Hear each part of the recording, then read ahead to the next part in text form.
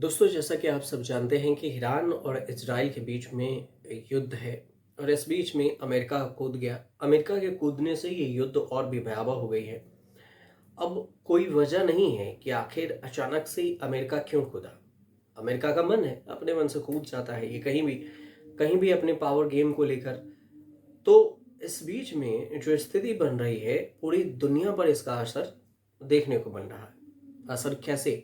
तो वो एलपीजी या फिर पेट्रोल है, डीजल है और भी जो सामानें हैं, जो समुद्र के रास्ते जो ईरान होकर गुजरता था, उस रास्ते को हार्मूज कहा जाता है।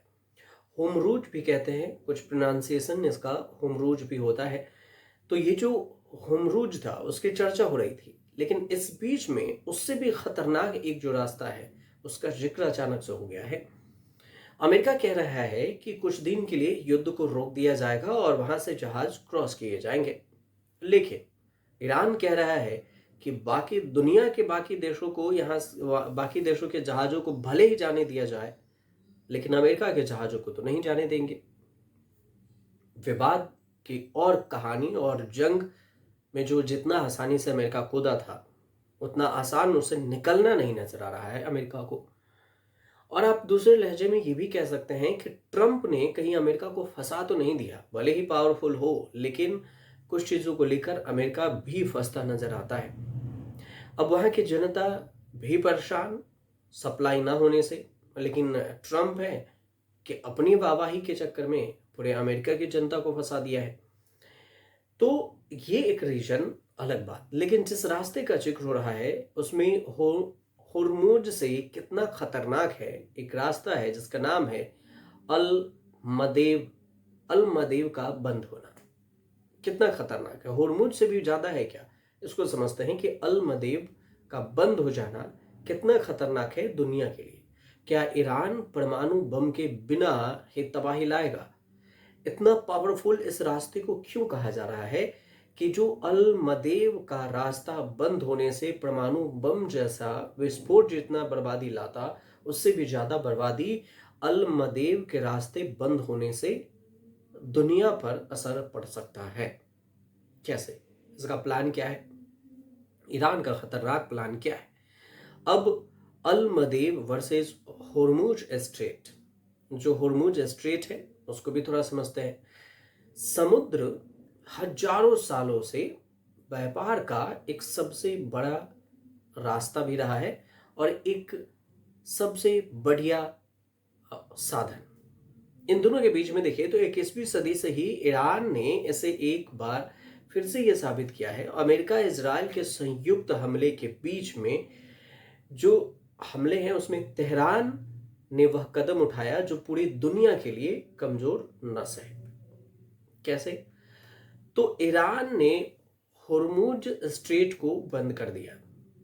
यह रूट एनर्जी कॉरिडोर के नाम से भी जाना जाता है। जब एनर्जी कॉरिडोर बंद होगा तो समझिए कि कितना असर पड़ेगा। अब ईरान ने एक और जल डमरू मध्य बंद करने की चेतावनी दे दी है और ऐसा होगा तो यूरोप के बाकी देशों में भी, यूरोपीय स्टेट में भी हाहाकार मच जाएगा। कैसे? उसको भी बताते हैं। एनर्जी सप्लाई चेन जो है वो बाधित हो जाएगी और आपात की स्थिति हो जाएगी। कई देशों में इसका असर होगा। तेल सप्लाई, गैस की कमी होगी। जिस तरह भी अभी तो भारत में भी है, लेकिन सरकार संभावना ये दे रही है कि भारत में इसकी कमी। लेकिन भारत भले ही ये कह रहा हो कि हमें, और भारत को ये बखूबी पता है, भारत सरकार को भी, कि इससे परेशानी आ सकती है और इस वजह से चेतावनी दे रही है। भारत के प्रधानमंत्री भी कह रहे हैं कि अभी हमें कोरोना जैसे जो समय है उसको भी झेलना होगा। लेकिन हाँ, वहीं पर किरण रिजिजू हैं, निर्मला सीतारमण हैं, लोग जो डर रहे हैं लॉकडाउन लगेगा क्या, इस पर भी पूर्ण विराम लगा रहे हैं। मतलब कह रहे हैं कि नहीं, लॉकडाउन नहीं लगेगा, इससे डरने की जरूरत नहीं है। अब ईरान दुनिया के इस दुखती नस पर, जैसे भारत में होमरूट के रास्ते से 3/4 ऑयल और गैस आते हैं, इसमें ईरान दुनिया के दुखती नस को अच्छी तरह से जानता है और पहचानता है कि कहां पर रोका जाए। अमेरिका और इजराइल ने जब तेहरान पर अटैक शुरू किया तो किसी ने सपने में भी नहीं सोचा होगा कि होर्मुज स्ट्रेट को सबसे बड़ा हथियार ईरान बना लेगा और इसको बंद कर देगा, रोक देगा। और यही हुआ। होर्मुज से जो शिपिंग का काम है पूरी तरह से प्रभावित है ही। राष्ट्रपति डोनाल्ड ट्रंप कह चुके हैं कि 5 से 10 दिन तक जो इलाके में शांति हो। ईरान है कि तैयार होने के तैयार नहीं है, ईरान मानने को अब तैयार नहीं है। उसने कहा कि जब अमेरिका कूदा है तो इसका परिणाम तो उसे भी भुगतना होगा अपनी पावर से। अब इस बीच में जो एक नया है वो है जिसका नाम हमने बताया अल मदेब स्ट्रेट। अल मदेब स्ट्रेट क्या है? तो दरअसल ये अल मदेब स्ट्रेट जो है वैश्विक समुद्री व्यापार के लिए अत्यंत आवश्यक माना जाता है।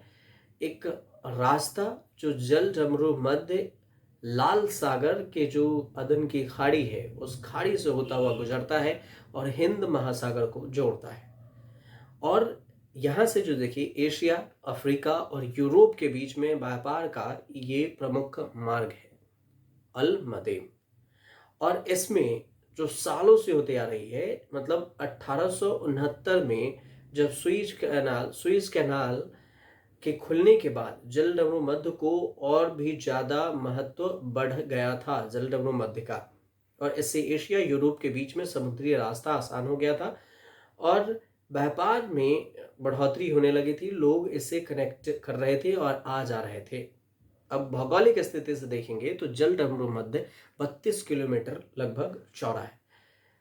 और इसके अलावा जो इसमें जो बातें बताई गई है दोनों के बीच में जो डेफिनेशन है उसको समझिए। अब सीधी सी बात है कि बाबा अल मदेब और जो होर्मुज है इस दोनों के बीच में क्या है, दोनों में अगर कंपैरिजन करें तो तुलना में क्या होगा, तो अरब प्रायद्वीप और अफ्रीका के बीच में लाल सागर को अदन की खाड़ी और हिंद महासागर से जोड़ता है वो है बाब अल मदेब। और यही अगर होर्मुज की बात करेंगे तो यह फारस की खाड़ी को ओमान की खाड़ी और अरब सागर से जोड़ने वाला एकमात्र समुद्री रास्ता है।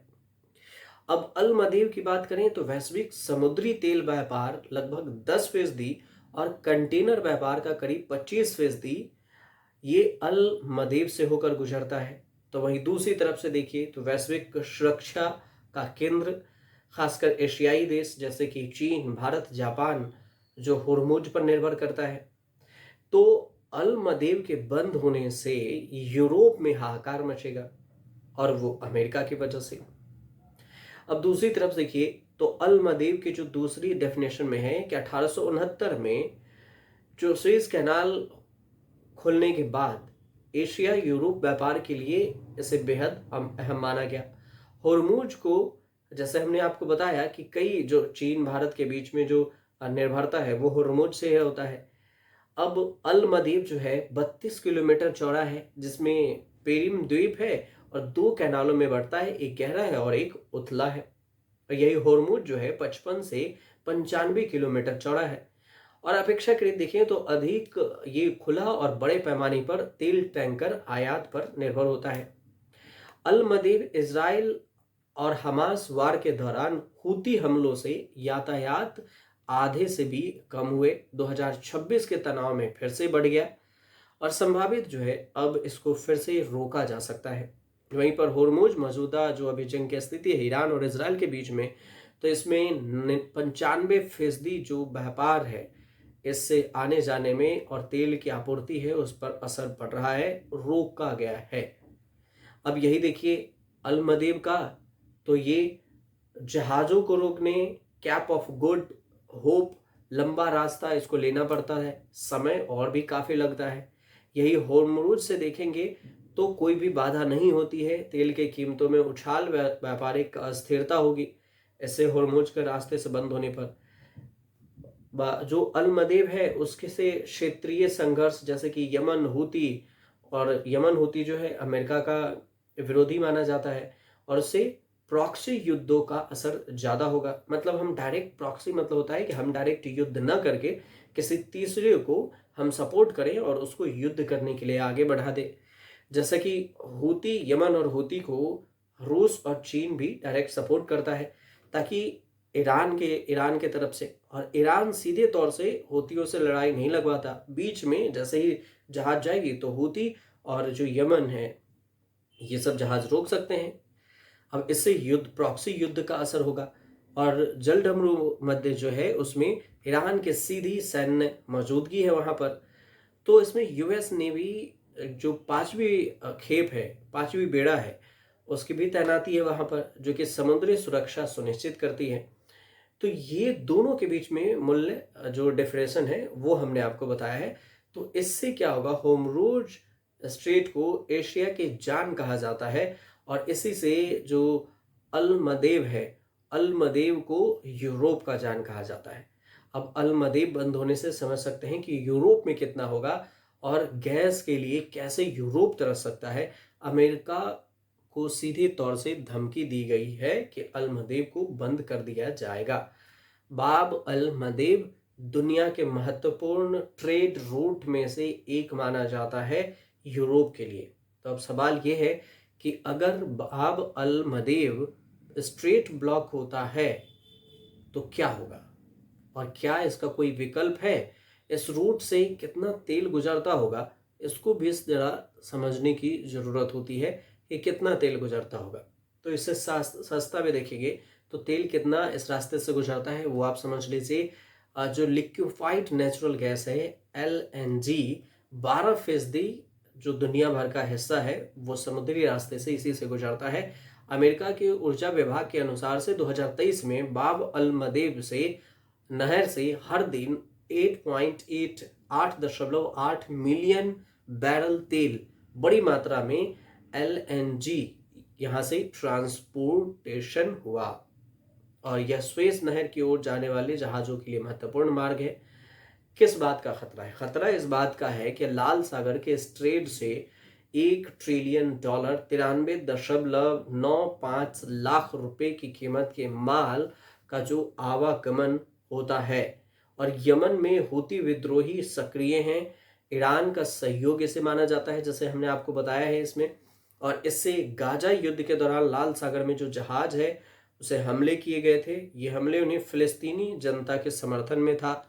और अब अगर ईरान रूट के लिए कोई कदम इस पर उठाया, जैसे बताया है कि बंद कर देंगे, तो हूती विद्रोही उसके साथ मिलकर तेल के सप्लाई को बाधित करेंगे और इससे यूरोप में तबाही मचेगा। ये सिंपल सा समझिए और ऐसा होगा, बहुत जल्द होने वाला है। हो सकता है कि जब आप तक खबर देख रहे हो तब तक ये शुरू भी हो गया हो और इस रास्ते से 20 से 25 दिन में 30 से 40 दिन तक लंबी हो जाएगी चक्कर काटना, अगर ये खुला भी रहा तो। अगर इसे घुमाकर तेल लाया गया तब भी।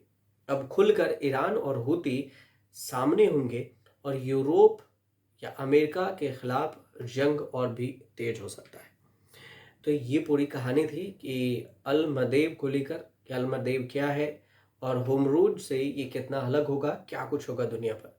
फिलहाल आप क्या सोचते हैं कि क्या ईरान अमेरिका से बदला लेगा इनडायरेक्टली और कैसे कैसे लेगा? आप कमेंट जरूर कीजिएगा और अगर वीडियो सही लगे तो लोगों तक शेयर कीजिए आसान भाषा में समझने के लिए। हमारे चैनल से जरूर जुड़िए, सब्सक्राइब कर लीजिए।